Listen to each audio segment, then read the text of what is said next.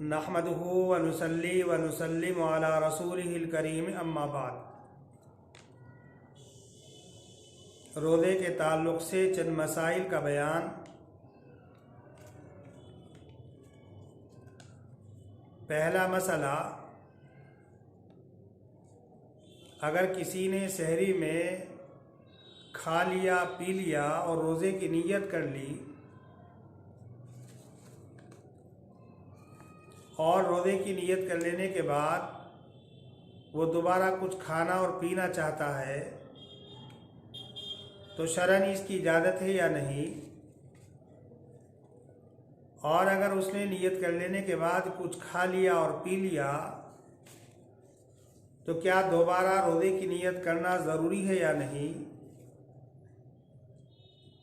इस सिलसिले में अर्ज़ ये है कि अगर आपने सहरी में खा लिया पी लिया और नीयत कर ली और रोज़े की नीयत कर लेने के बाद अभी सहरी के ख़त्म होने में वक्त बाकी है और आप दोबारा नीयत कर लेने के बाद कुछ खाना और पीना चाहते हैं तो शरीयत ने आपको इजाज़त दी, आप नीयत कर लेने के बाद भी दोबारा खा और पी सकते हैं। और अगर आपने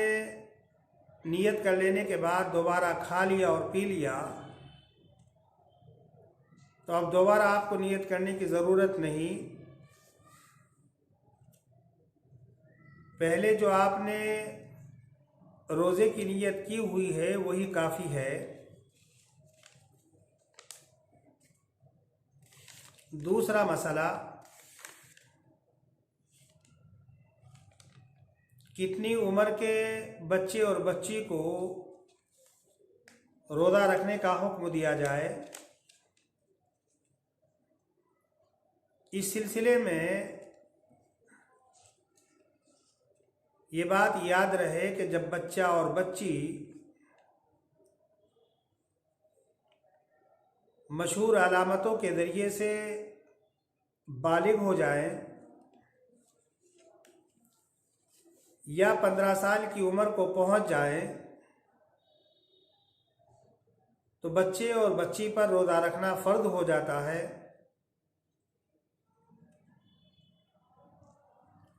हज़रात उलमा ने फरमाया कि जब बच्चा और बच्ची 7 साल के हो जाएं तो बच्चे और बच्ची को रोज़ा रखने का हुक्म दिया जाए। जैसे जब बच्चा और बच्ची 7 साल के हो जाते हैं तो उनको नमाज का हुक्म दिया जाता है, लेकिन 7 साल के बच्चे और बच्ची पर रोज़ा रखने के लिए जबर ना किया जाए, दबाव ना डाला जाए, ज़बरदस्ती ना की जाए। अलबत्ता जब बच्चा और बच्ची 10 साल के हो जाएं तो आदत डलवाने के लिए इनको रोज़े का ताकीदी हुक्म किया जाए ताकि बालिग होने तक रोज़ा रखने की इनको आदत पड़ जाए।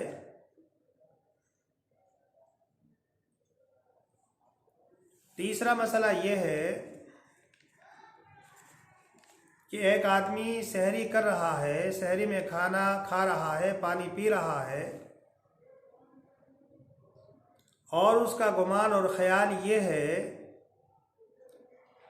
कि सहरी का वक्त तो ख़त्म हो चुका, सुबह सादिक हो चुकी, फजर तुलू हो चुका, लेकिन जब वो सहरी में खाना खाकर के फारिग हुआ तो पता चला कि अभी सहरी का वक्त बाकी है, सहरी का वक्त तो ख़त्म नहीं हुआ, तो इस सूरत में उसका रोज़ा सही हो जाएगा। तीसरा मसला ये है कि एक आदमी सहरी में खाना खा रहा है, पानी पी रहा है, उसका गुमान और ख़याल ये है कि अभी सहरी का वक्त बाकी है, हालांकि उस वक्त सुबह सादिक हो चुकी थी, फजर तुलू हो चुका था, सहरी का वक्त तो ख़त्म हो चुका था, तो इस सूरत में उसका रोज़ा सही नहीं होगा,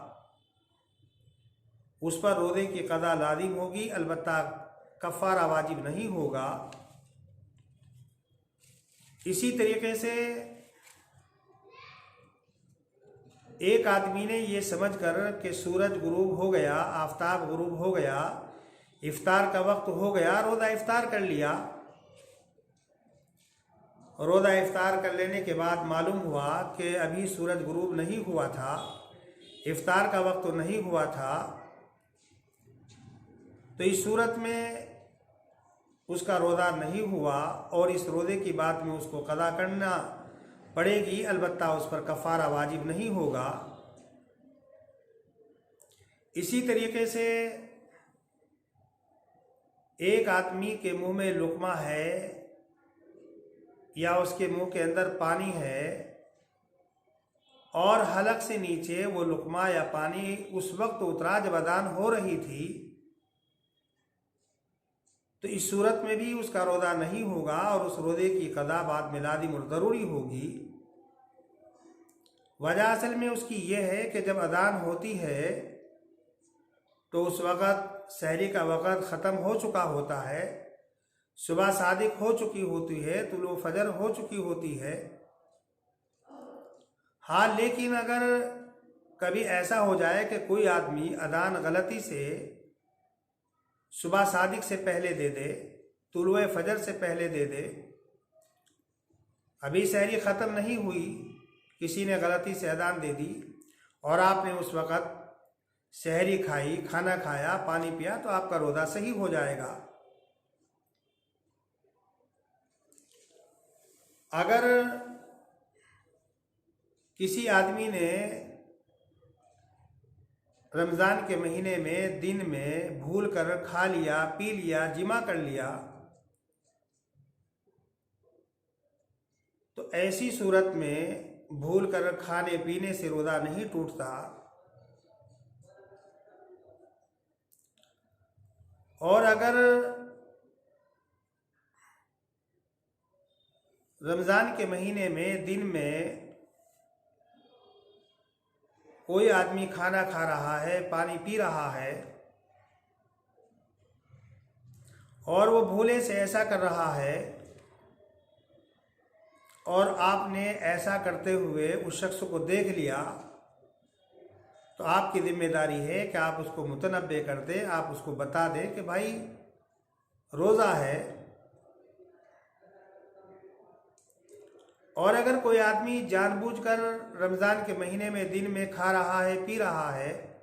अलल ऐलान ज़बरदस्ती, तो तब भी आपकी ज़िम्मेदारी है कि उसको मुतनब्बे करें, उसको समझाएं, प्यार से उससे बात करें। लेकिन अगर आपको ये अंदेशा, ये ख़तरा है कि आपके समझाने से वह आपको तकलीफ़ पहुंचा सकता है, अदियत पहुंचा सकता है, उसकी तरफ से आपको शर पहुंच सकता है, तो फिर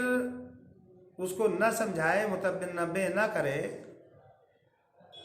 अलबत्ता दिल में ज़रूर बुरा समझे।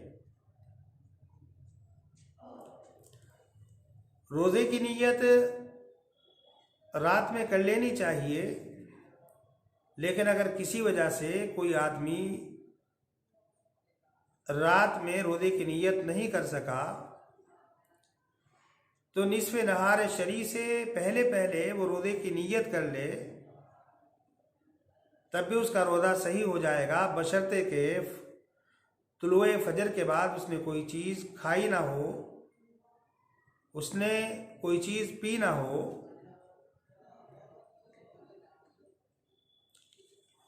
अगर कोई आदमी 77 किलोमीटर के इरादे से जा रहा है और उसको ये महसूस होता है कि सफ़र में रोज़ा रखने से दिक्कत और दुश्वारी होगी, तो मुसाफिर के लिए इस बात की इजाज़त है कि वो रोज़ा ना रखे, बाद में क़ज़ा कर ले।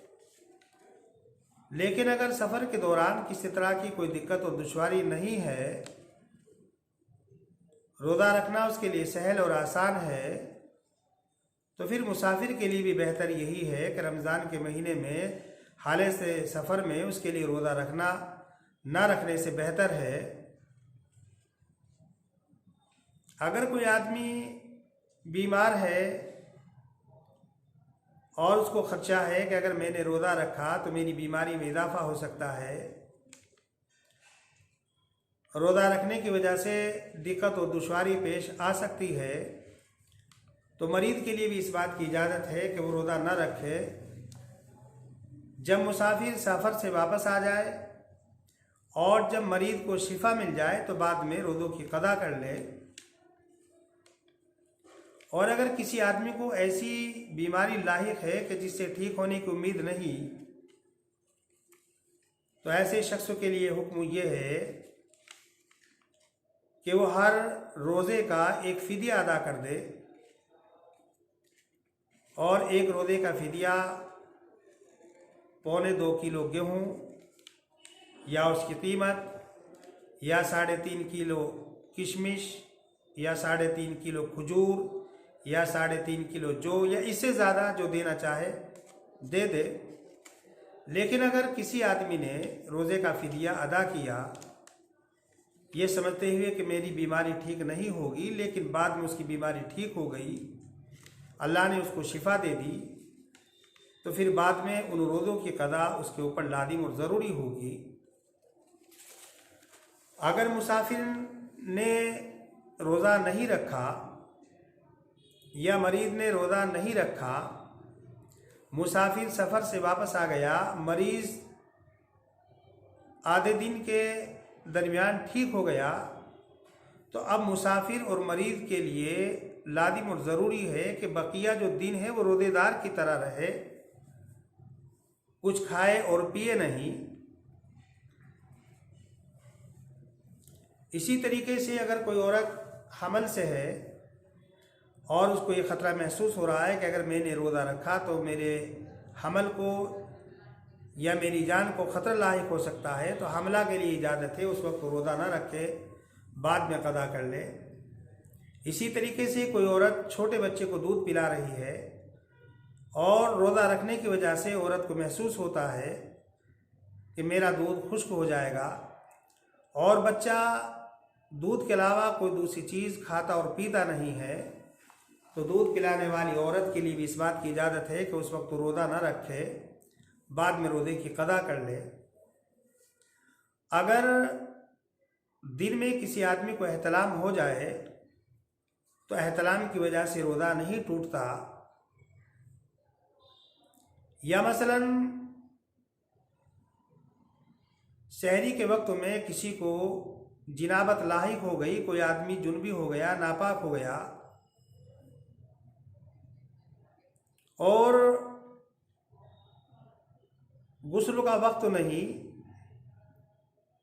तो ऐसे शख्स के लिए हाथ मुँह धोकर सहरी खाना जायज़ है और बाद में गुस्ल कर ले, उसका रोज़ा हो जाएगा। और अगर सहरी के वक्त में एहतलाम हो गया या जुनबी हो गया, या कोई औरत है से पाक हो गई और इन्होंने बग़ैर गुस्ल किए हुए सहरी खा ली, और तुलुए फजर से पहले या तुलुए फजर के बाद इन्होंने गुस्ल किया, तो इनका रोज़ा सही हो जाएगा। इसलिए कि रोज़ा सही होने के लिए पाक होना ज़रूरी नहीं। या बसा औक़ात ऐसा हो जाता है कि रात में आँख नहीं खुली, सुबह शादी के बाद तुलुए फजर के बाद आँख खुली, तो तुलुए फजर के बाद सुबह शादी के बाद कोई चीज़ खाए और पिए नहीं और नीयत कर ले, तब भी रोज़ा हो जाएगा। रोज़े के लिए सहरी खाना फ़र्ज़ नहीं, सुन्नत है। या कोई औरत सुबह शादी के बाद तुलुए फजर के बाद में पाक हुई, तो अगरचे अब उसका रोज़ा तो नहीं होगा, लेकिन पूरे दिन रोज़ेदार की तरह रहे, उसको सवाब मिलेगा। इसी तरीके से कोई औरत रोज़े से थी रोज़े के दरमियान में माहवारी शुरू हो गई या निफास का खून शुरू हो गया तो रोज़ा टूट जाएगा और फिर बाद में उस रोज़े की क़ज़ा करे। इसी तरह का अगर किसी औरत ने